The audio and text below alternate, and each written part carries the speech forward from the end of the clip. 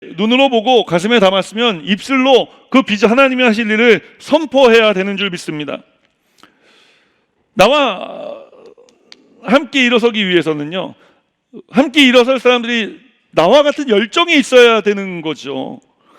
느헤미야는 믿음으로 지금까지 하나님께서 자신에게 행하신 일들에 대해서 사람들에게 이야기합니다. 이 말을 들었을 때 사람들의 가슴이 뜨거워지기 시작했어요. 왜 뜨거워지기 시작했을까요? 살아계신 하나님의 역사심을 듣고 있기 때문에 그런 것입니다.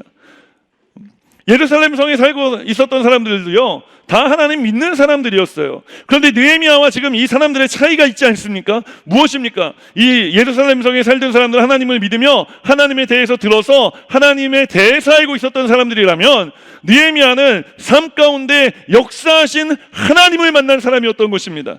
자신의 인생 가운데 하나님을 경험한 사람이었던 거예요. 하나님이 그냥 살아 계시구나 라는 것을 아는 사람이 아니라, 하나님이 오늘 살아서 내 인생에 역사하신 하나님이시라는 것을 경험한 것입니다.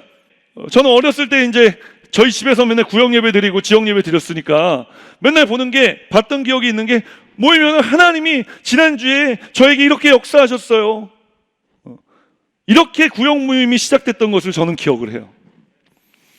여러분, 순복음교회가 어떻게 이 시대적으로 물론 여러 가지 아픔들이 있었지만, 그런 아픔들을 딛고 어떻게 하나님께서 이렇게 은혜 주시고 계속해서 부흥하는 교회가 되게 해주실 수 있었을까? 여러분, 성도 개인이 뜨거운 열정이 있었던 거예요. 그래서 이 뜨거운 열정은 어떻게 생겼느냐? 삶 속에 믿음으로 하나님이 행하실 일들을 바라보고 나아갈 때, 그리고 그것을 마음에 담아두기만 한 것이 아니라 입술로 선포하고 고백했을 때 그 일을 이루어주시는 살아계신 하나님의 역사를 경험했기 때문에 여러분, 우리가 여기까지 올 수 있었던 것입니다.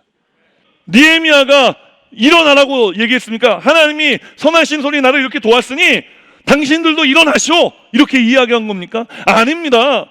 느헤미야가 이렇게 열정적으로 하나님 선한 역사에 대해서 간증하니까 거기 모였던 사람들이 가슴이 다 뜨거워져서, 우리가 일어납시다, 우리도 일어납시다, 우리도 이 일을 합시다 라고 일어났다는 것입니다.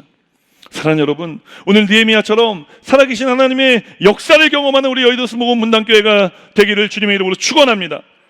그래서 만나는 사람마다 다시 가슴 벅찬 이 감동적이고 감격적인 고백이 끊이지 아니하는 하나님의 살아계심을 선언하고 선포하며 살아가는 성도들이 모인 교회. 그래서 우리가 무슨 일이든지 하나님의 일에 함께 마음을 합하여 일어나 하나님의 선한 일이 이루어지는 삶을 살아가는 교회와 성도들 되시기를 주님의 이름으로 축원합니다.